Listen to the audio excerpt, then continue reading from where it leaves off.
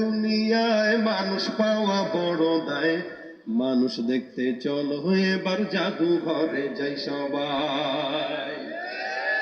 চেহারাটা দেখতে ভালো, পোশাকটাও চমৎকার, অন্তরে তার কালি ভরা, কাজটা বড় কদাকার।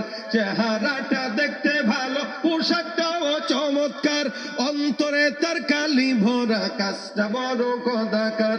এই মানুষের ভিড়ে আজি আসল মানুষ নাই রে নাই, এই মানুষের ভিড়ে আজি আসল মানুষ নাই রে নাই।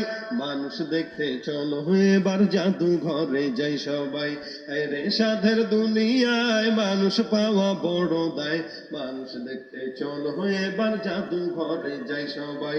রাস্তাঘাটে যায় না চলা এই মানুষের ভিড়ে, ওই ভিড়ের মাঝে আবার কেহ অন্যের পকেট মারে।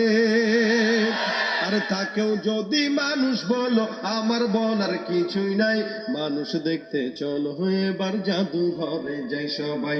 শিক্ষার জোরে ডিগ্রির ভারে সাহেবের মাজা বাঁকা, মুস্কি হেসে সব অফিসে নেয় যে ঘুষের টাকা।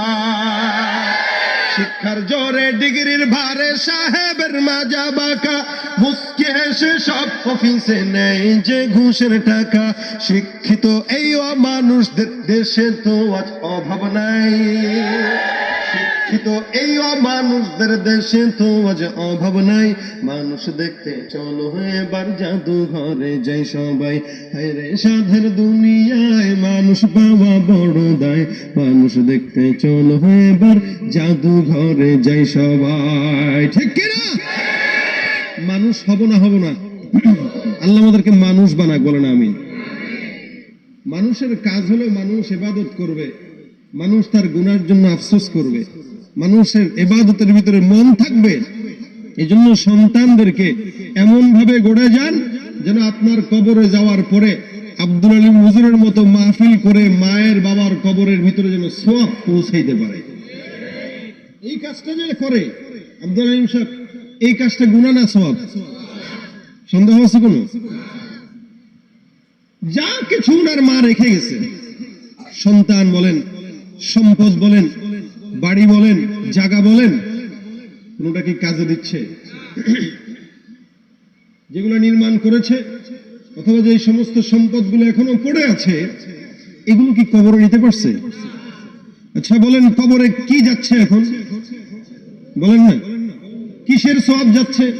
এই যে এখানে বসে ওনার সন্তান যে দিনের মজমা করছে, এই দিনের মজমার সওয়াবগুলো ওনার কবরে এখন চলে যাচ্ছে। এই জন্য সন্তান এমন ভাবে রেখে যান যে সন্তান আপনার ইন্তেকালের পরে আপনার সওয়াবের কারণ হয়, আপনার জান্নাতের কারণ হয়।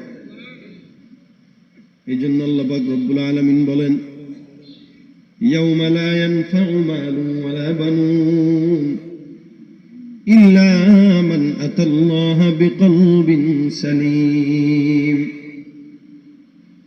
মানুষের সম্পদ, সন্তান, সন্ততি, মানুষের যা কিছু দুনিয়ার জমিনে বান্দারা রেখে যায়, এই সমস্ত কিছু আল্লাহ পাক রব্বুল আলামিন বলেন, বান্দা দুনিয়ার জিন্দেগিতে কোনো কিছু কাজে নাই, আখিরাতে যাওয়ার পর বান্দার কোনো কিছু কাজে আসে না। বান্দা যা যা কিছু রেখে যায়, অন্য হাদিসে রাসূল করিম সাল্লাল্লাহু আলাইহি ওয়াসাল্লাম বলেন, আমরা দুনিয়ার জিন্দেগিতে যত বান্দারা আছে, সমস্ত বান্দারা বারবার বলে, এটা আমার, ওইটা আমার, সেটা আমার, ক্ষমতা আমার, গাড়ি আমার, বাড়ি আমার, ক্ষমতার কথা আমার, বলে চেয়ারম্যানই আমার। কিন্তু চেয়ারম্যানই 5 বছর মেয়াদ, 5 বছর পর অন্য একজন চেয়ারে বসে। রানিং যে চেয়ারম্যান থাকে, এই চেয়ারম্যানের জ্বালা যন্ত্রণায় সাবেক চেয়ারম্যান এলাকায় টিকতেও পারে না। ঠিক কিনা? রানিং যেই প্রধানমন্ত্রী আছে, এই প্রধানমন্ত্রীর কারণে সাবেক প্রধানমন্ত্রী ঠিক মতো ঘুমাইতেও পারে না। তার মানে ক্ষমতাও আপনার না, যেই সম্পদগুলো আপনি রেখে যাচ্ছেন ওগুলো আপনার না। যত কিছু আছে দুনিয়ার জমিনে রেখে যাওয়া, সব কিছু আল্লাহ পাক রব্বুল আলামিন বলেন বৃথা। দুনিয়ার জমিনে সম্পদ রেখে যাবা বৃথা, দুনিয়ার জমিনে যত বাড়ি গাড়ি আছে সব কিছু রেখে যাবা, এটাও হলো বৃথা।